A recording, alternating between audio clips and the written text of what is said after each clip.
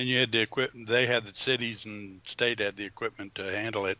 I guess, We don't yeah. really have it down here. Yeah, it's true. I'm surprised there were no, snow trucks all around the area there. It's like, wow, this is new to us. We cannot take any chances. Blah blah blah.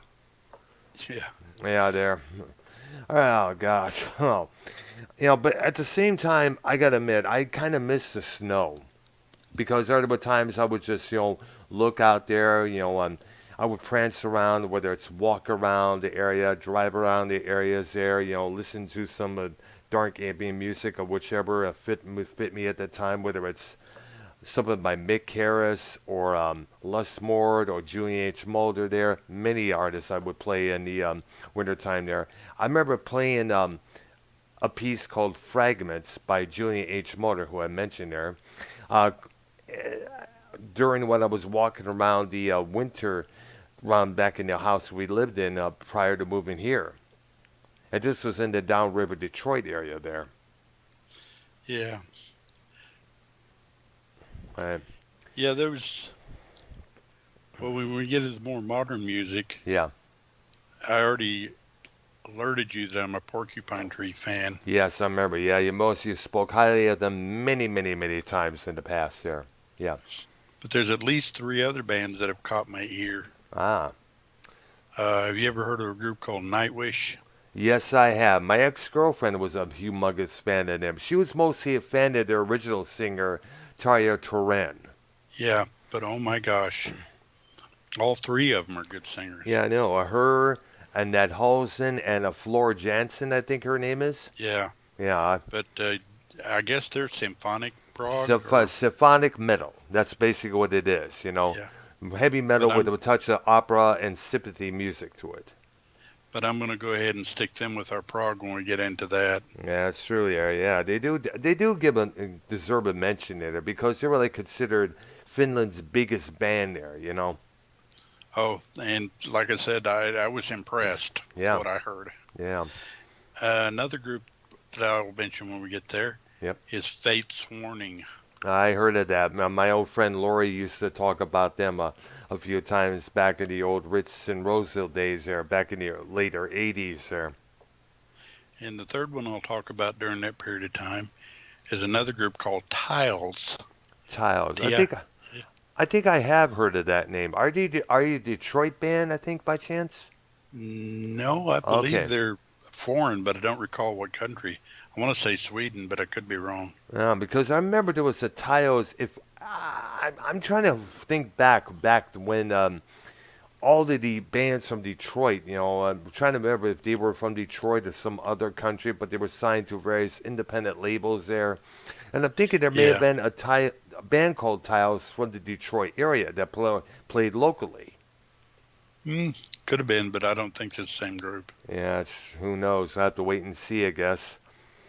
But I Uh, definitely would put them with Prague. okay, there. I guess there's this one group whose frontman, I guess, is from Michigan, Warrior Soul. Yeah, Yeah, I don't know if you heard of them. I've heard a lot of talk about them in the past in various local publications there.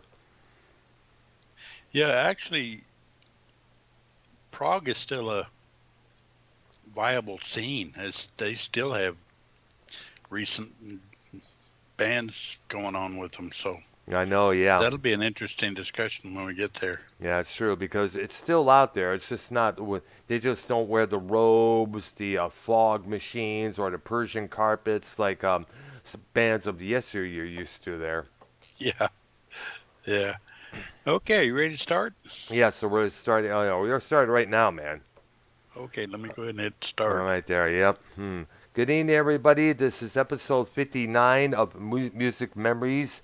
Arknolia and the Doctor, Dr. Earl here with Arknolia Stroke of Bean, and we were just a moment talking about the winter time here, the winter blast that we had here in Texas. It kind of reminded me of the winter blast we used to have yearly back in Michigan there. Yeah, of course, we more than made up with that with our little heat wave. I know, yeah, we got which by the way is a pretty much. I guess right now it's starting to start really getting warm now, concerning all the amounts of rain that we were getting for weeks and months now in the past. Yeah, we're still hitting the 90s, but at least we're out of the 100-degree weather. Yeah, it's good there because man, there were a lot of times. I remember when I used to go out and during the summer back in Michigan, when it was over 100 degrees, I was like, "Holy cow, dude, man!" Yeah, I even balled out my best friend because he wanted to go out with long pants and a sweater. I was like, "Are you out of your damn mind? yeah. Are you Well, fucking?" down here we're kind of used to it, so Yeah. Oh although wow. you never really get used to it, Yeah. it's still kind of like, it's hot. I remember the first summer down here back in 2014 after moving here, I had to do something with the back tire of the bike I had at the time. I had to put one of those, what do we call it? Those, what do you call it when you attach one automobile to another there? That rubber thing, what it's called there? Oh, yeah, I know what you're talking about, but I can't think of. You know, I, Oh, I know what you're I talking had to about, though. I had to take a bunch of those and glue it to the back tire because the middle of the back tire was just about wore out thanks to the hot concrete. Yeah, So, and this is prior to working about before I got. halfway through the show, I'll probably remember the name and just blurt it out All right, because I have a bad habit of doing that. all right, there. All right, so what do you got for us today, dude? Well, we're going to start with the Q's, and I only have one Q group. Queen. No, Oh, my bad. Queen's Queen's right. not part of this. Oh, Well, well, yeah, I didn't think of them, so I guess I have two.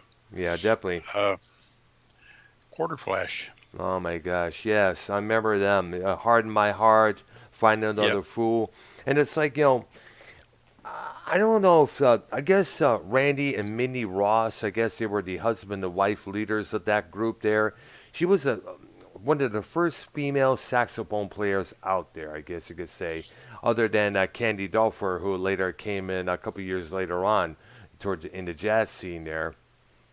But the video for that song was pretty interesting. There, she's running through all these places here, and she runs out with that jumpsuit on, and then she walks away, and the little trailer house or whatever it's called gets demolished by this tractor there. Yeah. Which kind of, I guess a lot of women out there can relate to that song, the story behind it there, because after how many tries to try to get to their man or their mates or so whoever, which kind of lover they have, whether it's male or female, this says, you know what, I had a heart in my heart. I got to walk away from you because this relationship ain't going nowhere, man. Yeah, and I guess Find Another Fool kind of follows along with that theme. And that's true. Yeah, yeah. There was another one there. I guess they had another record there. I remember called "Take Me to Heart," which kind of had the same feel as the first record there. Yeah. And then the release of this one album, I guess in '85. I forgot the title, but that went nowhere, and I guess we never saw or heard from them again. Yeah, which was kind of the theme of a lot of the bands in the 80s for some reason. Yeah, they would just either One or break two up. or three hits and nothing, Yeah, I don't know. except for a few of them that continued. Yeah, it's like Duran Duran is one of them, because remember they had a couple of hits in the '90s there with "Ordinary World" and their cover Yeah. version of "Perfect Day," the Lou Reed song there. Yeah. Now we move to the R's. Yep. And the first band I'm not a huge fan of, but we'll mention them. REM. Oh my God, I was never a fan of them either there. So, but they really, I guess it's safe to say that they were alternative back then. They didn't have half naked chicks in their videos. Some of their videos didn't really make a lot of sense at that time. I remember the original video for Radio Free Europe kind of touched on that, that wackiness, that oddness about that video there. And Yeah. and along with the B-52s, they were one of the two major bands out of Athens, Georgia, to really make it big in the alternative scene at that time. Yeah. And they were like considered the prime act on IRS Records. In fact, Yeah. it was kind of like a bidding war between IRS and Warner Brothers Records after that one song, the one I love, became a massive hit. And of course, the follow up is the end of the world as we know it. And I guess Yeah. IRS tried to out top Warner Brothers, but they eventually signed it with Warner Brothers in the end. I guess they finally called it quits. I think it was in 2011. I think it was. Wow. I think it was. I was never a fan of them anyways. To me, Yeah, some of their songs kind of like was kind of wimpy there when you think about it. yeah. And there's another one not on my list that I just happened to think of Yeah. that falls into that genre a little bit that I wasn't a big fan of, and it's the Radiohead. Oh, yeah. And by the way, going back to REM, they do give a lot of credit for putting out that song "Everybody Hurts," which was encouraging everybody to turn away from suicide. Right. And I guess and when I guess there was a little live footage I was watching on MTV, some of the tour they did in '95. When they were playing that song, everybody was singing along because to them it made a lot of sense on what the top subject was. Yeah. Yeah. Now, Radiohead you mentioned there, right? Yeah. It's kind of Wasn't a funny. fan of them either. Yeah, I mean, there was I.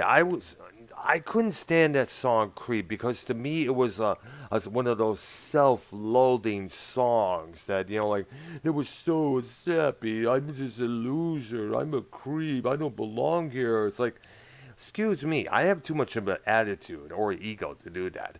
I'm gonna walk in as diverse and odd as I am. I'm gonna walk in and say, "Take a look at me, motherfucker. I'm here. You queer, and Yeah. that's all there is." Ha ha ha. Bow down to me.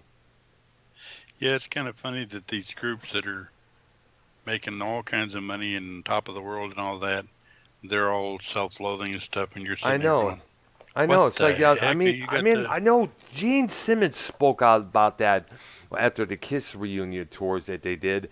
They was like getting sick and tired of hearing about it. It's like, geez, if you don't want to be involved in it, just don't be in a group there. yeah, I mean, I was like, but at the same time, they want to do their art. But we're artists. We're performers. We have a lot of things we want to say. We want to express ourselves. So like, shut the fuck up. We yeah, already know what you're going to say. It's all a bunch of BS. And the people who listen to that stuff there, they all follow into it, and they're the ones who fall into that SJW category there. yeah, yeah, And I'm sorry, I'm not from the. We are not, folks. Ark and I, and nor is Dave Rose or anybody else or Bullseye out there. Shout out to those two guys. No way, in many shapes or forms, are we that pissy, pantsy, or whatever. oh heck no, No, we work on solving the issues there, not cry about it. yeah." Next group I got I kind of like, and I think they actually fall more into the '90s, and they were recently made famous with an ad. Ah, rat. Yeah, Oh my gosh. Shut. I we hope. like our house, but we have a rat problem. Oh yeah, yeah. That song became big again on radio and on Spotify because of that Geico commercial that they appeared in. Yeah, And of course, that's expected. And now, I want the kids out there. I did a vlog on this many, many months back when thing was trending there. And I suggested to the kids out there who know that only song to look up other tracks like Waku oh, they had some Jr. good ones. Damn good, like Shame, Shame, Shame. Loving You's a Dirty Job. Stuff like Were they my considered glam hair metal. metal or glam Kind of rock like or? 80s metal, glam metal, hair metal, I guess it was. But Yeah, yeah, absolutely there. The LA rock, LA area there. They were like, I suggest to the people out there checking out other songs of theirs like You're in Love, You Lack of Communication, I'm Insane, Wanted Man, all those other songs out there. Go deeper. I did a review on their second record, Invasion of Your Privacy, and not too long ago, many months back, because it's still one of my favorite records from them. It still yeah, is. It's like yeah. one of They were one of the better bands of that type. yeah, and by the way, well wishes to Stephen Piercy, their frontman, who has been battling liver cancer for the past 3 years. We didn't know Oh wow. about it until recently when he came out in an interview detailing the whole thing there. And hopefully, I'm hoping maybe they'll probably, you know, possibly get their guitarist Warren D. Martini back into the group because he was out of the group for a while there because of some bullshit conflicts going on within touring schedules and all that stuff there. So because right now it's Piercy, bassist Juan Crucier, and three new guys up there whose names I don't remember. Yeah, yeah. But yeah, they're definitely worth a listen, And they folks. also, let's keep in mind, he also had Carlos Cavazo filling in for the late Robin Crosby on the guitar for the past couple of years, up until that big change came about a couple of years back. And remember Carlos Cavazo from his stint with Quiet Riot back in early Yeah, 80s. yeah.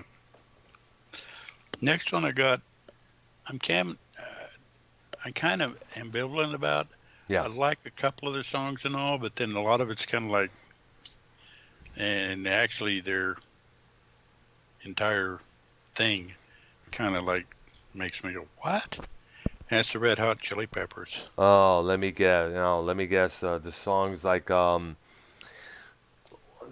the Well, I song. like Under the Bridge. Yeah, I couldn't stand it no more. Well, we all know what it's about there, no doubt about it, because it was no Yeah. secret that Anthony Kiedis was a heroin addict, and one of their original guitar players died from the same shit.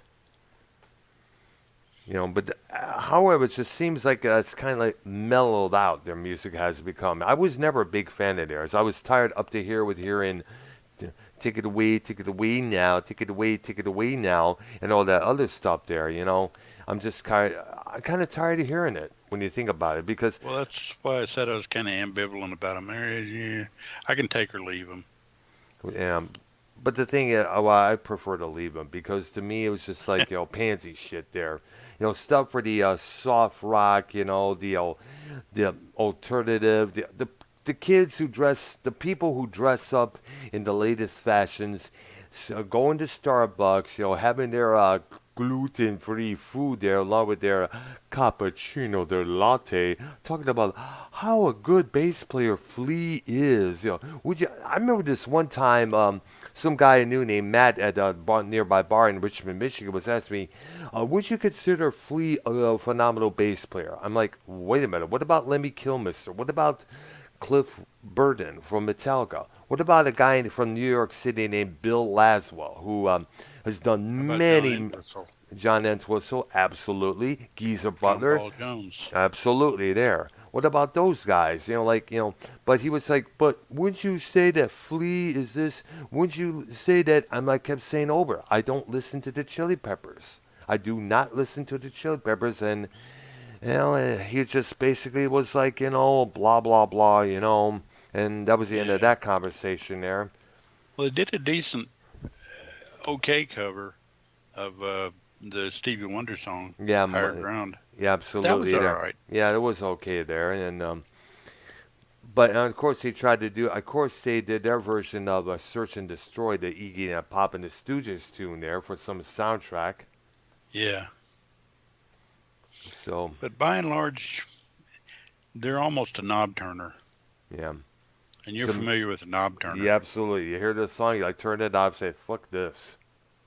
Yeah, button pusher. Yeah, But absolutely. what's on the other stations? Better anything better than this. Hopefully, there. I just to me, I just when I think of the Chili Peppers, I think of all these kids with the sneakers, the pants out to here, and all the copycats that try to come out imitate them.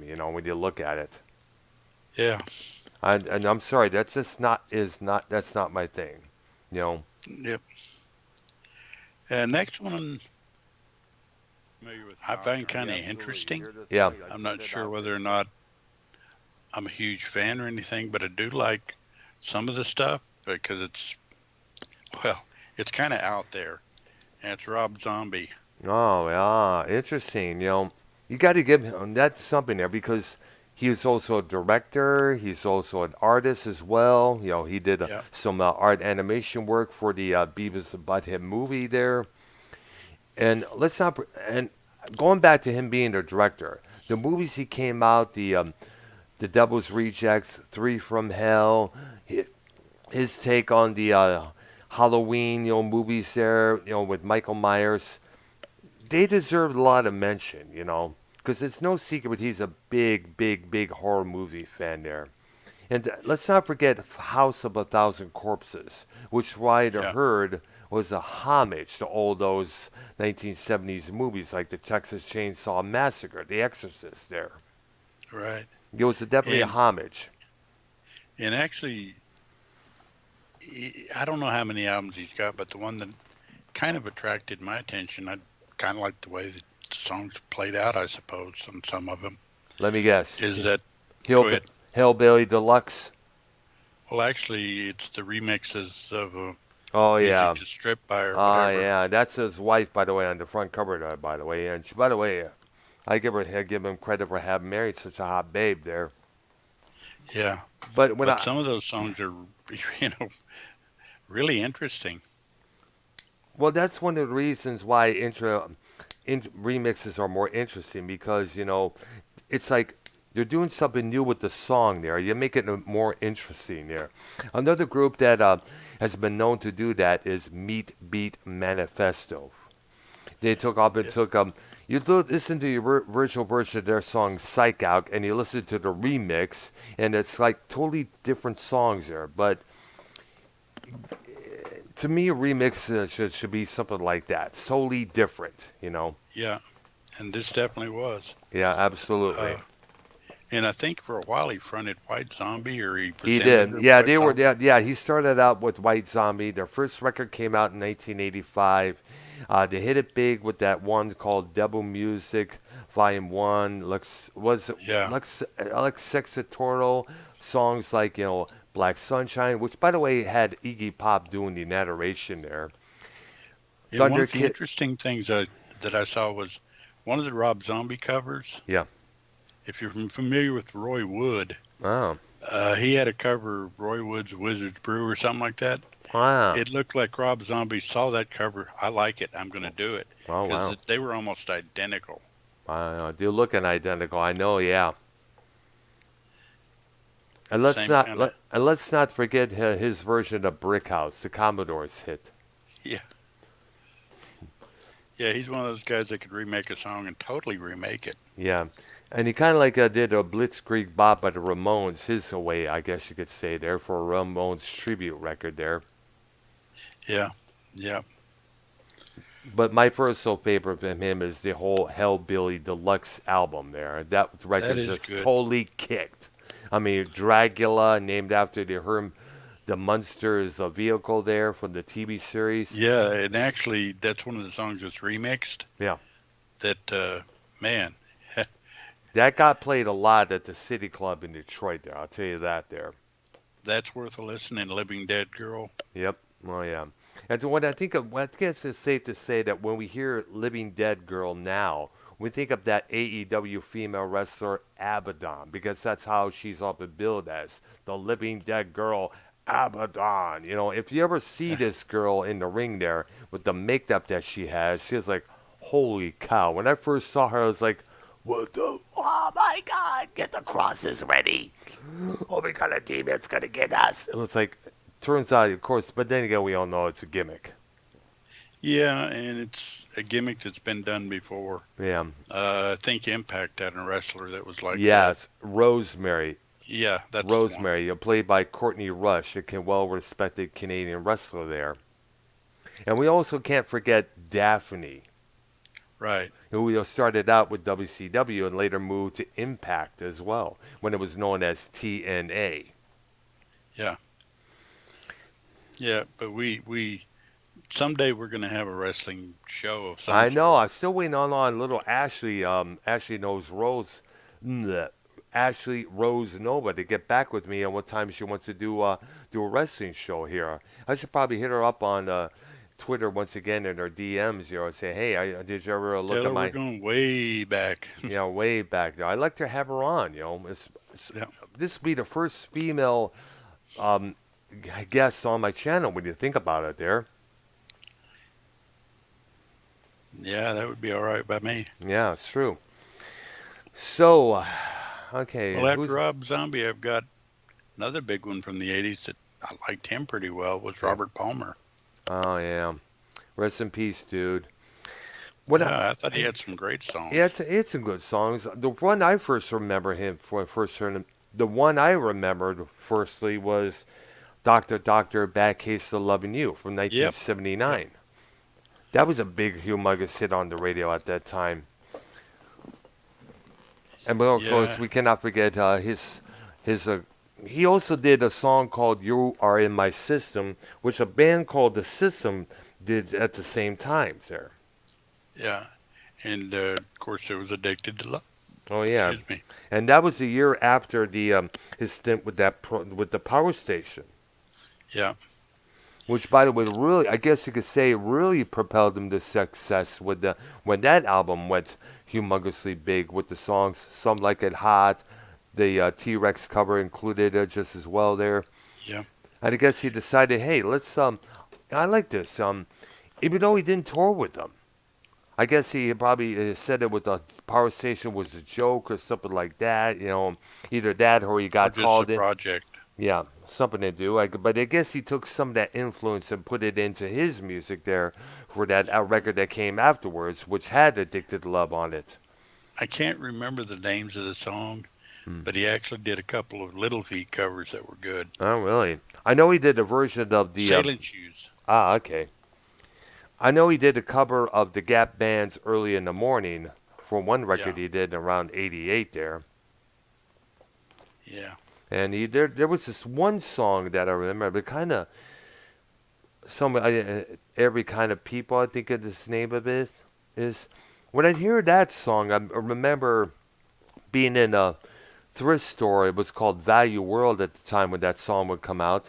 And whenever I hear that song, I it takes me back to when you would sit and hear all this soft rock stuff at the in the doctor's waiting room at the Oh yeah. doctor's office. That's the kind of vibe I get when I hear that song there. Yeah. Next I got is the Romantics. Oh, Detroit's own. Detroit's own, man. You know what? I remember their former drummer, Jimmy Marinos. He had a band after his departure from the Romantics. I think it was in '84, I think it was. And this was the year after they made it big with that song, Talking in Your Sleep, Oh yeah. Rock You Up, and other songs there, One in a Million. Those songs became humongous hits. We cannot forget the song "What I Like About You" from 1979. They had the they had the coolest outfits on that first album cover. This leather bright red suits that they used to wear. Yep. You look at the album cover, though it's just simply titled "The Romantics," folks. You need to see what I'm talking about there. But Right. that was part of, I don't know if it was part of the gimmick or their look or something like that. But that was most unique. They decided not to wear those after the second record there, which was which I had autographed by all the members, National Breakout. Yeah. And then the songs like, and that song's a great record to listen to. Friday night, The Hangout, or Tomboy, or my personal favorite from that record, A Night Like This, which is a pretty good song there. Yeah. And I'm going back to their ex drummer Jimmy Marinos. He had a band years on later called the Motor City Rockers. And girl I was in kind of like had a thing for named Lena, kind of had a thing for one of their guitar players. She'd go check them out. I would go check them out, and me and Jimmy Marinos would hang out and talk. We even went back to their place and they would talk. Chit chat. This and that. Their manager Murr, I guess it was short for Murray or something like that. Cool ass guy, super cool ass guy, man. He was a super cool dude, man. I miss those guys. I wonder where Jimmy Marinos is now, because he was Yeah. one of the cool guys as well. Damn, I miss him, man. He was a cool dude there. All the guys, their drummer Steve, the guitarist Crash, Eddie, the other guitar player. I forgot the name of the bass player. They even had a guy named Robert Gillespie. Used to play with Mitch Ryder. Played with them for Oh, a while there. So that's going back a ways. yeah, a long ways there. So, and I guess the Romantics are still together. I guess this guy, their current drummer, is Elvis Duran. I guess his name is. And I guess Oh, Wally Palmer, their frontman, I guess you see he's gained a little bit of weight. it happens to all of us Yeah, I eventually, know. except for a few. There are a Except few for, people that actually yeah, go the other me, way. Iggy Pop, a couple others out there. You know, Tommy Lee of Motley Crue, he's still scrawny. Yeah. So, Okay, next guy I got. I don't recall more than one song by this guy, but it was a good song. mm, It had an album too, I know. And used to be a former member of the Zombies, mm. Argent. Oh yeah, That Rod Argent. no, Oh, Russ Ballard. oh, Russ Ballard. Yeah, you remember? I remember you mentioned him. He had that song "Voices" from the '80s as well, right? Yep, yep. I remember that song. I had that's some That's a reason that great song. it was. It absolutely it was. Now, did this guy Russ Ballard later became the producer and co-songwriter with Alanis Morissette, if I remember? I believe you're correct. I'm Let not me wrong. look it up there. On the Wikipedia there. Hmm. Yeah, but I was kind of amazed he didn't do anything else that was up worthy of note. Okay, Russ Ballard there. There we go here. Let's see. It should be coming up pretty soon. It takes a while on this dumb computer here. Right, He's an English singer, songwriter, musician. Richie coming up as prominent as a singer guitarist for the band Argent and blah right. blah blah.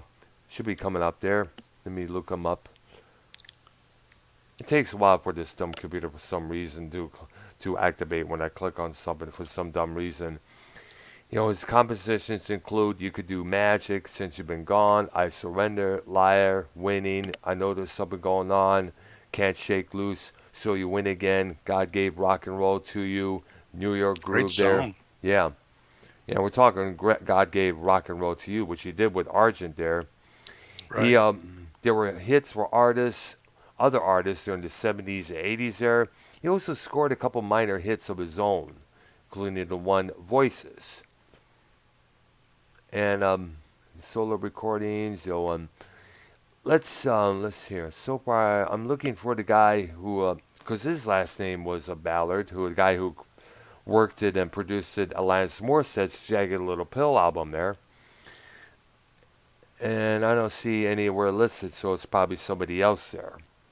Yeah. Ah. All right, so he's 75 years old, by the way. Wow. Yep, and he's still around. His birthplace is Hertfordshire, England. I guess it is. Yeah. Yeah. I So knew he was English. yeah, we know. Yeah, obviously there. And since you've been gone, because I remember, yeah, that song was written and recorded by Rainbow back in 1980 with Graham Bonnet on vocals. I Surrender as, of course, another Rainbow composition. Liar. That Um, was Argent, yeah, and Three absolutely. Dog Night covered it. Yeah, and You Could Do Magic was recorded by the band America. New Right. York Groove was his. I Know There's Something Going On was written and recorded by Frita from ABBA there, featuring Phil Collins on backup vocals on drums. Winning. Let's see there. So You Win Again. Can't Shake Loose. That was written for I think Volksgang, another member of ABBA there. That came out in 1983 there. And of course, we cannot forget, yeah, of course, the two versions of God Gave Rock and Roll to You, 1 and First 2. one. The first one was by Argent, and the second one being by Kiss. Yeah, they changed it around a little bit Yeah, so they they did. could take some credit for it. Yeah, absolutely. So it's probably, I just hope that they did justice by giving Argent half the credit there. Yeah. Yeah, because knowing how some bands are, they just take all the credit and leave the guy who approached it with the idea out in the cold there. Thank goodness Bob Seger did not do that. Right. Because here's the story. So I forgot the name of the songwriter who originally wrote it, but that person originally wrote the original old time rock and roll, gave it to Seeger. Seeger heard it, rewrote some of the lyrics there, and gave half the credit, half the songwriting credit to the guy who originally composed it. Right. So that's kind of like doing justice right there when you think about it. Yeah. Yeah, with Zeppelin, it took a court case to get Uh, him to give a nod to the composer of Dazed and Confused, or I'm Confused, or whatever you want to call it. Dave's confused. Like not really a court, yeah, court case. Yeah, forgot the fuck his name. What's his name again? Damn, Pop. What's I fucking? want to say Robert Johnson, but I don't think that's right. No, that's not him. Let me look up. Dang gummit. But it's interesting because you hear that guy's version, then you hear, of all people, the Yardbirds cover during their Yeah. last live album Yep. because Page was playing on it, and then he took it and made it Dazed and Confused. Yeah. That's true. There. It was. Yep. Should be coming up here. I forgot the guy's name here, but I think it was. What's his name here? Send him a name. Go. Come on. Come on. Stupid computer there. Now it's going. I hate when it does this here. Jake Holmes. Jake Yeah. Holmes. Yeah, Okay. it was. Okay. It was originally performed originally by Jake Holmes in '67. It was a folk rock style, and later some concluded it was about a bad acid trip. And Holmes insisted that the lyrics referred to the effects of a girl's indecision of ending a relationship. After hearing Holmes perform the song in that same year, the Yardbirds reworked it with a new arrangement. It soon became the centerpiece of their later tours, with several which were re-recorded, released it on the various bootlegs or unofficial records. And with new lyrics and a new vocal line, it was recorded by Page's new group at the time, Led Zeppelin. It became Right. Zeppelin's signature song and the concert staple throughout their career. Holmes attempted to contact Page in the 80s regarding the songwriting credit, but got no response. In 2010, he sued, and the matter was settled out of court, with now the credit on the Zeppelin releases being changed to written by Jimmy Page, inspired by Jake Holmes. That's Yeah. that's That on the song would have never been without Jake Holmes. absolutely there. But then again, Zeppelin have been known to be kings of plagiarism for a while now. There, according to Yeah. various theorists there. If you ever want to hear the Yardbirds, they have a version on live at, I believe it's Anderson Theater. Yeah, absolutely. And That also look it when up you on hear it, YouTube it as is well. incredibly similar to the The Zeppelin Zeppelin version, version. yeah. Or look it up on YouTube. They performed that version live on a French TV show there. And that's Yeah. where you got to see Page use that bow on that Telecaster that he had at that time there. And also Right. see Page looking very fly with that Victorian fringe jacket and shirt that he was wearing there during that performance. Yeah. Very fly when you look at it there. Yeah. Okay. Next group I got starts the S's, Hmm. and I liked this band, Saga. Oh my gosh. Oh, dude. First time I heard of them was when the original old days of MTV. They had a song called Don't Be Late, I think it was called. It was very epic. It was a very epic kind of song there. It was from an album they put out called Silent Night. Well, they came very close to being a prog band. Oh, I thought they were already, I think they already achieved that pretty well with their later releases, like, Yeah. like their album Worlds Apart with On the Loose. On the Loose is a great song. It is, man. And by the way, if we ever do a Canadian rock special, they're definitely included there because I'm not too which part of Canada that they're from there, but they came up with some good stuff. The last time I Yeah. heard of them was back in '85. They put out this one record, and the song's called "What Do I Know." Yeah. Next one, Scandal. Oh my goodness, Patti Smith. Patti Smythe. Smythe. Yeah, Right. that's her name. And people kept confusing it. It's pronounced Smythe. And people presumed that it was Smith because of the way it was spelled there, but it was definitely Smythe. Yeah. It later became a scandal with Patti Smythe when they had that one song, The Warrior, which Right. was constantly played on the radio at that time, right? I guess it was in '84, I think it was. Love's Got a Sounds about right. yeah. Of course, other song like Goodbye to You, Love's Got a Line on You, and I guess Scandal kind of like fizzled out there. I know she had that one song with Don Henley called, what's it called there? Oh, It was a ballad. yeah, I'm not really sure.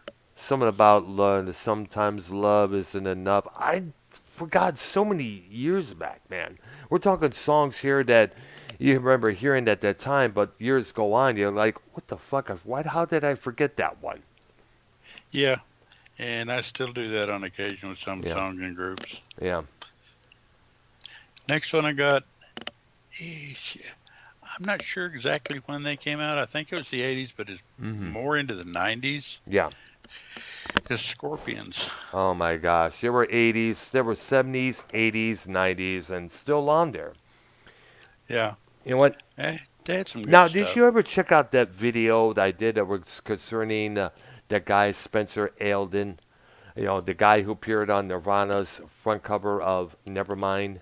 Same, he's Oh, suing. Yeah, no, I he need to see that. I saw that you did it. yeah he did. Basically, he is suing the members of Right. Nirvana for apparently it was a child porn.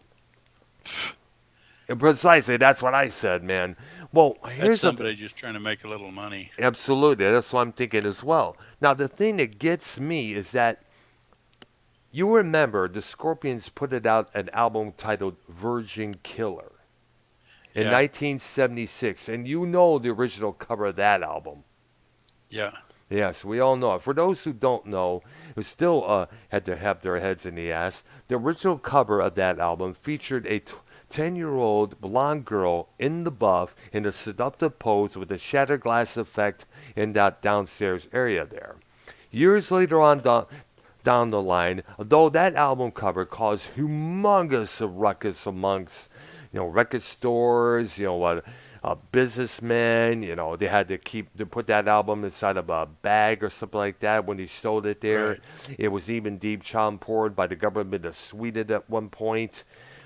Now, when the Scorpions, met that model years later, she said she had no problem with doing that photo shoot.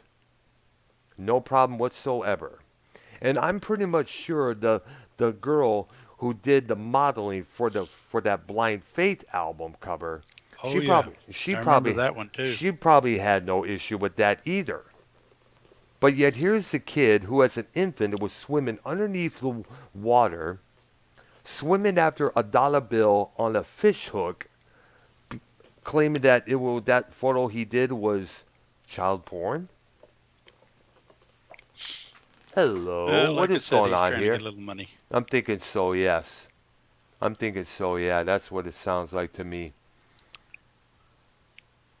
That's what it looks like there. I'm Yep. looking up. I'm looking up Saga right now. I guess Michael Sadler with the principal. He was the frontman for the group there. I guess they're from Oakville, Ontario, Canada. And I'm looking for the album Silent Night that they did. It was the Yeah. third studio album. It came out in August 1980. And I'm looking up there because the songs Don't Be Late, Chapter 2, Too Much to Lose, Chapter 7, and it was like Chapter, wow, interesting there. Each song is like a Chapter 1, Chapter 2 there. That's interesting there. Well, that's Wow. definitely proggy. Oh, definitely. They were definitely prog to the core, man, when you look at it. Now, Yeah. now, two of the songs, as I mentioned, the ones that we mentioned, were part of a series of 8 but later 16 songs that Saga included with their first 4 albums called The Chapters, which told the story of a young Albert Einstein. These songs were later included on The Chapters Live in 2005. To date, there's no official compilation to The Chapters in their studio incarnations. And I gotta find that video on YouTube because wow, that was a damn good song to listen to. Yeah. All right, and who do we have next, dude? Next one I got is, well, Mm-hmm. we'll mention her. Sheryl Crow. Oh gosh, somebody shoot her. I'm sorry, but Cheryl, I couldn't stand her from the word go. I never Yeah. liked her because she was one of those female performers with this sensitive touch there. These women at that time sitting in a coffee house talking about how life sucks and for being a woman. All the men's chauvinist and sexism out there trying to keep us down, even though I have a corporate job and I have a drive a Ferrari. Yeah. And I also go on the record say I'm tired of hearing I was sick to death of her music so much that one time I wanted to bust the radio whenever, Knob turner. yeah, absolutely. And also did not like that song she did with Kid Rock. When Kid Rock did that song with her, was it called Picture, which I never Yeah. heard the end of when I was living in Richmond, because remember that the area there, Kid Rock was like the big king along with other country artists there. I was like, Yeah. man, whenever I would hear it, I'd be like, give me a barf bucket. Yeah. Next one I got ain't much better. Smash Mouth. Oh gosh, those idiots. Never liked them either. I don't care how they try to they try to present us, how they try to sound, how Disney like they were trying to be with some of their videos here, or if they did that song for that first Shrek movie. Fuck them. I couldn't Yeah. stand them. Yeah, ugh. Give me a break. Yeah. And next one I got Smashing Pumpkins. I was never a big fan of them either. But, you know, Yeah, it's one of those things that goes with the old joke. People that ask, "Do you like Smashing Pumpkins?" And you say, "Yeah, but after about five or six, I get tired." yeah, absolutely there. I would probably go deeper. I would say it's like no, but I like smashing heads. Yeah, Yeah. of these guys. Oh gosh, I couldn't stand them. Though I will, the only thing I appreciate Billy Corgan for is running the National Wrestling Alliance. Yeah, yeah, They had a pay per view. I guess it was NWA 73. I think it was this past weekend, along with this Power pay per view, which was an all female wrestling show there. I guess they had. huh? And if I Yeah. understand, Again, Rick, I don't follow wrestling all that close, so I know. news to me. I kind of miss the old NWA. I don't really miss. Yeah, I miss watching NWA in general. But the thing is, they're right, currently on Fight TV. So what they had to have is the post show afterwards there, which all these people talking about the matches, how it went down, how the promos went, how this went down there, which doesn't really do nothing for me. I, right, I liked it when they were still doing the free shows on YouTube before the pandemic hit. That was big on me, right. and we would come up with some good ideas there. They had Aaron Stevens, a former uh, what's his name? Standout. What's his name? Wait a minute. What the heck? Wait a minute. Hold up a second there. No, don't answer it. I'm not answering. No, I'm not. What the hell? I can't answer it, dude. I'm sorry. Bring back old corrupted pod. What the fuck? I can't answer it. I'm sorry. We're busy in this conversation here. Bye. Missed call. Next one I got is Sniffing the Tears, which actually I like Driver's Seat. So did I. That was good. Whatever happened to them? I don't know, but that's really about the only song I remember them doing. I know. There was I remember that was a big song from them. Yeah, Big song from them. I guess let me look them up, because I wonder whatever happened to them because that song Driver's Seat was a damn good song. yeah, it was. It's a British rock band known for that song from 1979. It was a big hit on the various radios. Come in here, what do we have? Let's see here. What we got here now? Sorry, I got a message. What's going on here? Probably got a. Let me see here. I guess we got ourselves a couple messages. I think it was. What? You all right? Yeah, I'm fine. All right, I'll talk to you hits or something like that there. And it's YR. It's got this YouTube link here and a picture of an amplifier, a Boss amplifier here. Wow. Give me a call when you're back. When you're back, I got this new amp with the repeat verb sound. That's nice, dude. But I'm probably be busy afterwards, doing some grocery shopping when we get down here, most likely when everybody else wakes up here. And Yeah. let me see here. Snippet the tears. Come on, dude. Come on, dude. Come on, wake up, son of a bitch. There we go. There we go. Now we booming. Okay. In many countries, the song "Driver's Seat" was on number 15 in American Hot 100. The exception was the UK itself, when a problem with the EMI's pressing plant meant that the single was not available. Following the band's acceptance on appearance on Top of the Pops, it peaked outside at the top 40. It is led by singer Paul Roberts, the band's sole constant member. He's a noted painter, and he's also responsible for painting up all the album covers that group has put it out there. Wow. Huh. Yeah. Yeah. Next one, I got a soft cell. Oh my goodness. Oh my goodness. And we all know the cover version they put it out in the 80s there. Tainted Love. Yeah. And that version has been covered many times soon afterwards. Marilyn Manson did a version of that song. Karen Stricto and the Detroit Energy Asylum did their hard version of that. I remember seeing him doing that version at Paychex Lounge in Hamtramck, Michigan, a couple times in the past.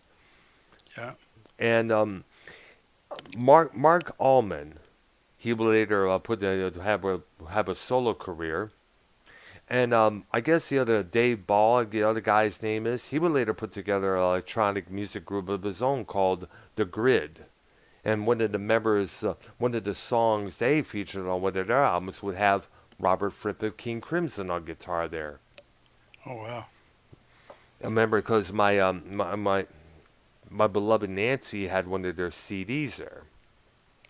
Yeah, and She played Robert Fripp. If you've got Robert Fripp playing with you, you got something. You got absolutely. It just asked, Andy Summers of the Police, David Sylvain of the band Japan. Robert Fripp did records with them. Brian Eno, David Bowie. Also, the Future Sound of London. Yeah. Great group. I hope they're still together because I love their work in the 90s there. We got to include them on their list because they put out some phenomenal albums like Accelerator, Life Forms, ISDN, Dead Cities.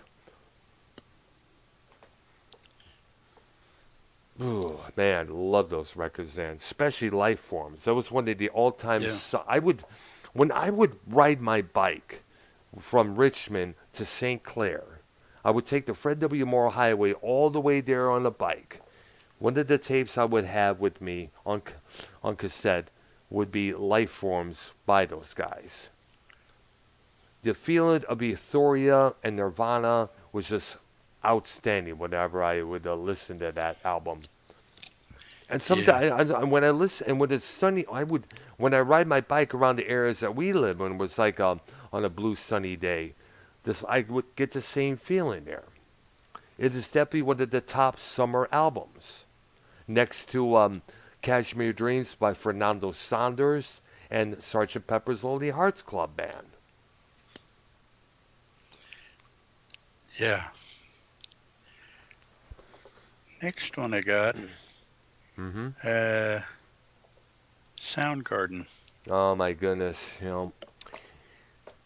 I'm gonna say this, how much anger and resentment do the other members of Soundgarden feel now after what Chris Cornell did? True. Are they resentful? Are they angry? They must be angry at him. At the very least, disappointed. Well, beyond disappointed because right. Because they were doing a 2-night stint at the Fox Theater in Detroit, and Chris Cornell were staying at the Motor City Casino Hotel, the Grand Hotel, MGM Grand Hotel. And when the news broke out about what happened there, it's just really it boggled everyone because no doubt they were supposed to do a second show that night at the Fox Theater on Woodward, Oh wow. and that had to have been a real shock.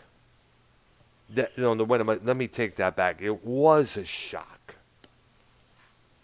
and I bet you they came back after breaking up in '97. There, I guess they called it quits, and Yeah. he decided to come back together. I guess it was in what it was in 2010 or 2009, I think it was. He decided to get back together, Right.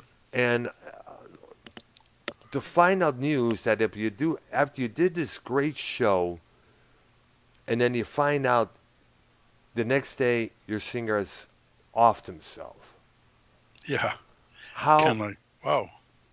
and it's just that had I my heart goes out to the guitarist, Kim Thrall, Ben Shepherd, the bass player, and their drummer Matt Cameron. They're probably still angry and mad at what Chris Cornell did Yeah. because I'm sorry, I don't know what kind of issues he was having. I mean, he was mostly very respected. He had a great Right. range when it came to some hitting some high notes. Some even christened him the Rob Halford of alternative grunge music there, because he would Yeah. often he hit some of the high notes in those earlier Soundgarden records like Bad Motor Finger. Right. There were favorites of Guns N' Roses. They had Soundgarden tour with them a few times there. And they were often given the green light to do more longer songs there when the GNR was going to be late that night. And they did, and Guns N' Roses took them out on tour with them because they liked the group and they wanted to expose their audience to this interesting group here. Right. Yeah, that's how a lot of opening bands get famous. Yeah, Is that and one band will take them on tour and say, you guys here, let's put you out there and let people see you. yeah. Another example, the band Autograph, who opened for Van Halen's 1984 tour. Yeah. Now, after a while, they released their first record with that song "Turn Up the Radio," Right. and it was just that song would become a radio hit because of their stint on that Van Halen tour. There, people remember them from that. Yeah. Okay. Next one I got. Oh, well, they're okay, but they're what I call mom rock. Oh, Spin Doctors. oh gosh, hippie bands. Now we're going to Yeah. the hippie area. Yeah. They're The kind of they had two '90s or hip, three. the '90s hippies, I would call them, with the dreadlocks, the cut-off jeans there, with the little sandals there. They were safe rock and roll, I guess you'd say. Wimpy ass. Yeah, Wimpy. they Never had like. two or I three couldn't songs that did stand them. really well, but I you couldn't know, stand them. Couldn't stand them then. Can't stand them now. yeah, I couldn't stand them or Blues Traveler. yeah. Next They were band, they were considered jam bands there. Just jam long time, kind of like ripping off what the Grateful Dead originally did. And except the Grateful Dead did a heck of a lot better. I wasn't into Grateful Dead either. Oh, I like that group. Um, all right, so who's next? Squeeze. Oh, a band we haven't heard from in a long, long while there. No, and they had two pretty big songs, Tempted Yep. and what the Featuring Paul heck was that? Carrick on vocals there, Yeah, I guess, who later worked with Roger Waters, who we also remember right, was the singer and songwriter of that group Ace, the song right. "How Long," Yeah, and of course they had another song I forgot it was the one I remember the way before that was "Cool for Cats." yeah. But the big one basically was Tempted. Yeah, I know. Yeah, that got played a lot of times on the radio there and on MTV there. Still up and played there for a while on the soft rock stuff there in the past there. Yeah. Okay, next one I got is another one that we'll probably skip over real quick. Stained. Oh gosh. The new that wimpy ass, oh woe was me, I'm so hurt type of new metal there. Yeah. I'm sorry, I just can't stand them. Never liked them then, don't like them now. Can't stand them because, and when you think about it, Aaron Lewis, the way he was acting a couple times in the past, who would want to be a fan of him? Yeah, the next one I got uh, had some pretty good solo stuff, but was better known for the group he was in, and that's Sting. Oh yeah. You know what? Give him his absolute due. This the police were this kind of like a fast-paced punk band with songs like "Dead End Job," "So Lonely," and songs like "Message in the Bottle," Roxanne. Can't stand losing you" as well. There, um, songs like "Voices." What was that on a voice? What was, dang gummit. These are songs I'm trying to remember. They Oh keep. yeah, there's a ton of them. Oh yeah. Songs like "When the World's Falling Down," "You Are the Best Part of What's Around There," Dee doo da da dee da da da, or whatever "Do it Do was. Do," "Da Da Da Da." That's how it was. Yes, that's how it was done there. And then he would transform himself after the police breakup. They would decide, to he would decide to kind of reinvent himself with more of a jazzier sound there. Yeah. Yes. He would have Bradford Marcellus as his one of his members there, who was the brother of Wynton Marsalis. And there's at least four or five really decent songs, but I can't think of a one of Oh, them. I'm thinking if you love someone, set them free. Yeah. Fortress Surround Your Heart. Russians, Another one about fields, but I can't remember the Fields total of name. Gold. Yeah, that's it. Dude, that song is like whenever I hear that song, it reminds me of that area near Marysville, Michigan, where I would look out in the water and see. I guess it's Canada there, and I Yeah. see this oil rig, this oil factory there. But some of the big buildings up there would be lighted up at night. Almost kind of reminds you of the city in Blade Runner, the first one there. Right. Yes, and it was just whenever when I think of that two pieces of music come to my mind when I think of that area there. Um, Fields of Gold by Sting and the complete So Red the Rose by Arcadia. Okay. Yeah. Which, by the way, did we ever did we ever mention them on our list here? Arcadia? Arcadian? No. Yeah, Arcadia. No, I'll definitely plug them since I already plugged them many times. I even did a review of that one record on my channel there, probably last year there. Phenomenal record called So Red the Rose.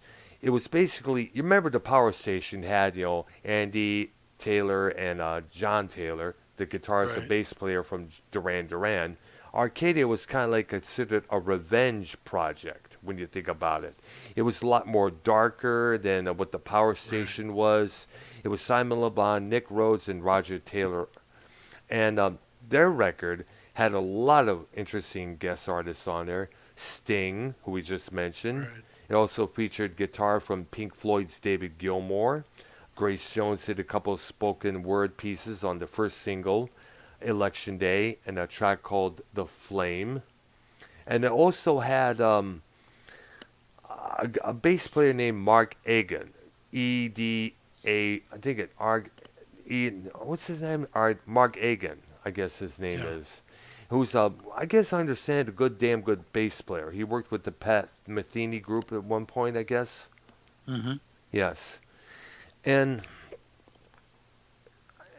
it seemed that that record never really made it big as it did, as the Power Stations record did, Right. because it was such a phenomenal record to listen to. You know, nowadays when I ride my bike late at night, I would ride it to the Market Street area at times.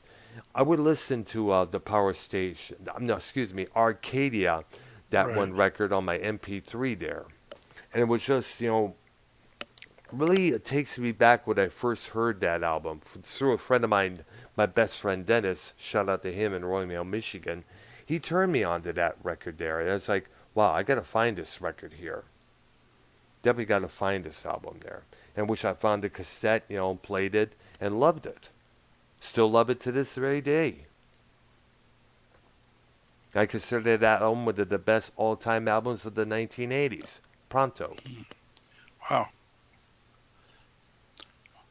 I guess my last dance group, and then we've hit the hour mark, so I Yes, guess we this did. will be Yes. where. Okay, Stone Temple Pilots. Mm. Another group out there.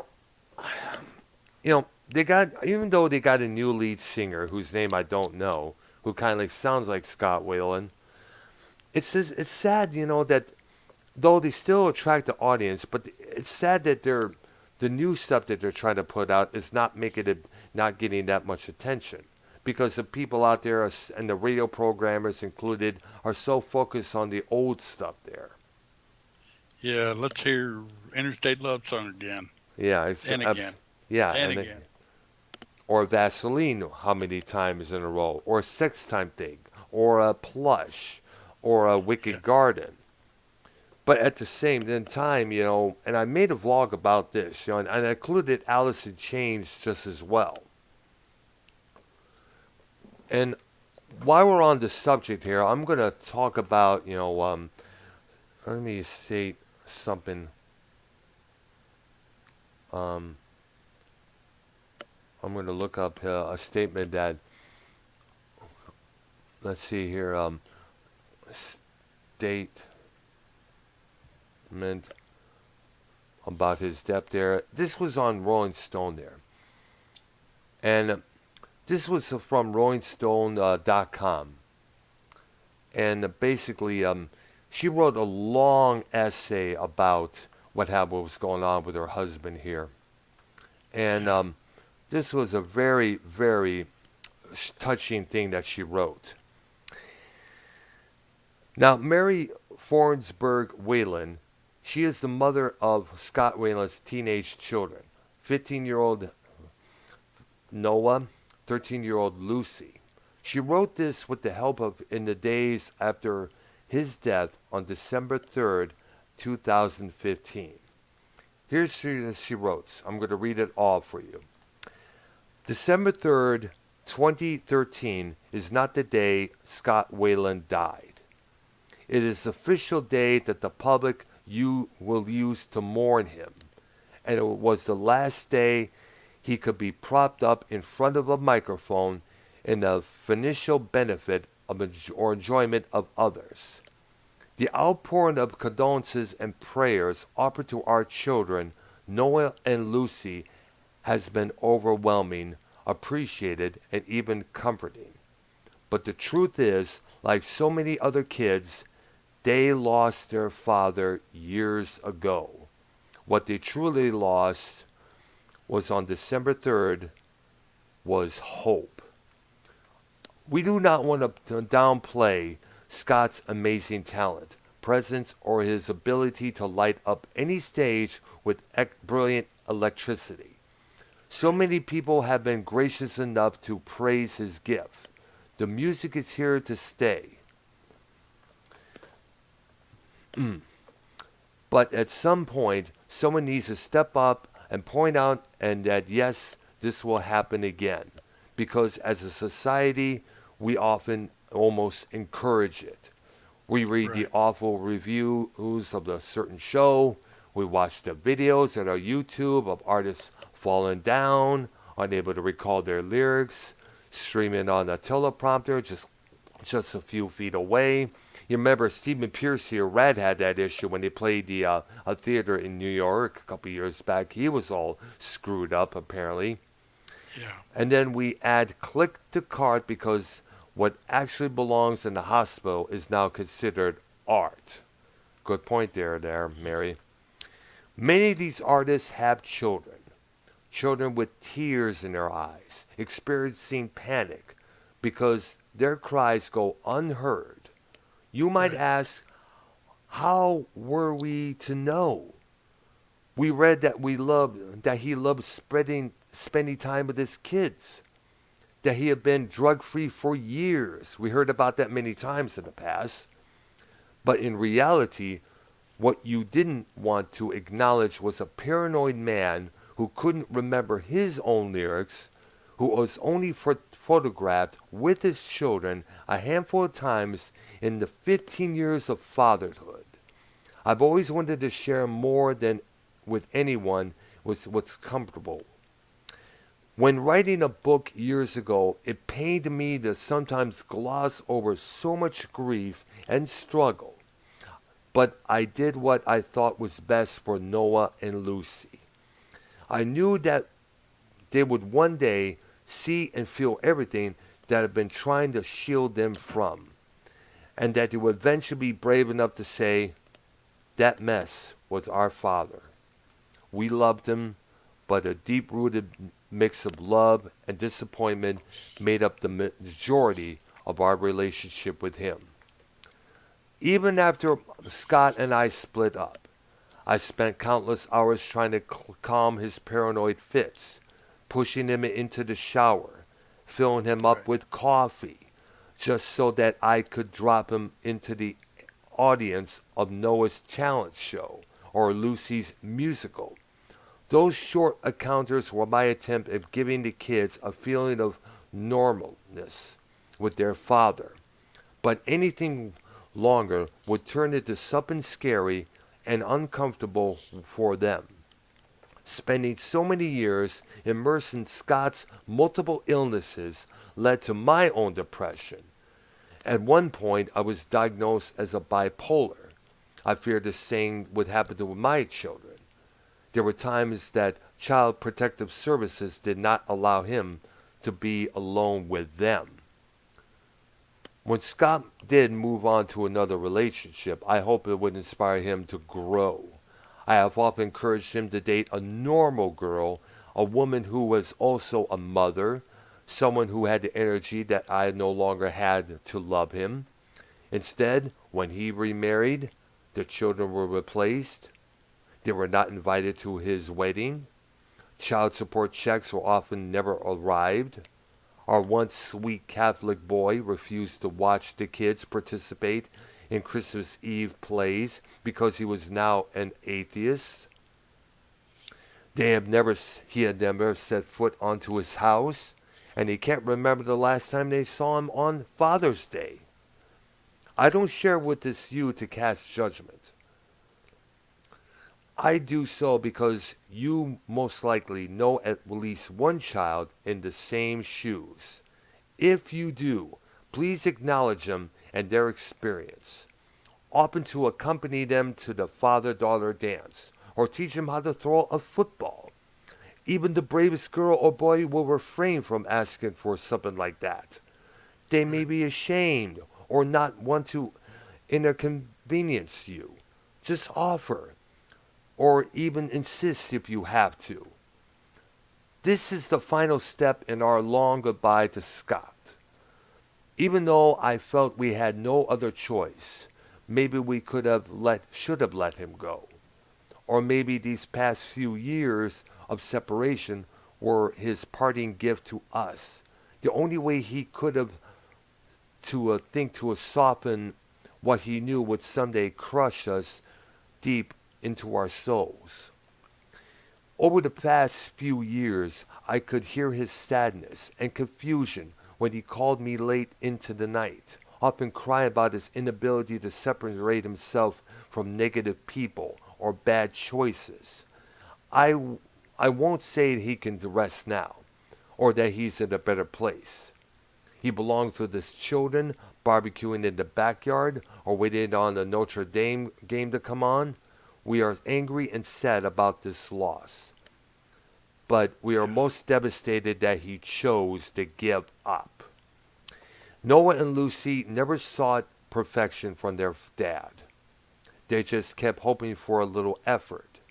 If you're a parent not giving up your best effort, all anyone asks you is that you try a little harder and not give up. Right. Progress, not perfection, is what children are praying for. Your children. Our hope for Scott sadly has died. But there is still hope for others. Let's choose to make this the first time we don't glorify this tragedy of talk of rock and roll and the demons that, by the way, don't have to come with it. Skip the depressing T-shirt with the 1967 to 2015 on it. Use the money to take the kid to a ball game or out to get some ice cream. Right. And those are the words from his first wife, Mary Weiland, who a couple days after the passing of her husband, Scott Weiland, from Stone Temple Pilots. And when you think about it there, along with the death of Lane Stanley, which was of course, from drug use as well, you know, one of the big reasons why I never got involved with drugs. Yeah. Too much loss Yeah. included. And me being a creature of habit that I am, You don't want to start a habit like that. absolutely, and plus, I spoke about this family a couple of times with YR and Minnesota Vikings, and I remember you was in on the conversation about it. This family that I once knew and who lived in Detroit, the kids were drug addicts because of their abusive father. They never sought any treatment, and there was 9 kids altogether. There's only 2 sisters left now. Wow. And and we all know how one of the older sisters got herself destroyed by being hit by a car on I-94. I remember I mentioned the UNYR a couple episodes back. Right. Come on, people, stay off the drugs. Yeah. And we'll just let it go at that, there, folks. Okay. Stay Well, straight and strong, people. Yeah, I guess we're going to do this again Thursday. Yeah, absolutely, unless something comes up there. Because usually there's been talk that it possibly may be called into work on Thursday because, that's where the shipments and the groceries come in. And they told me yesterday that they may or may not need me to come in. And, of course, I'll let you know. I will let you know, of course, either the evening before or on that Thursday. I will let you know for sure, man. Okay. All right, there. All right, I guess that concludes it for today's episode of Music Memories with Arknolia and the Doctor there. And we'll talk to everybody in 4 days. Or not, 3 days. or in 3 days, or next week there. It all depends there. Right. Knowing the people at my workplace there. All right. You guys have a good weekend. You guys have a good week coming up. We will see you later on. All right. Bye-bye. Bye now.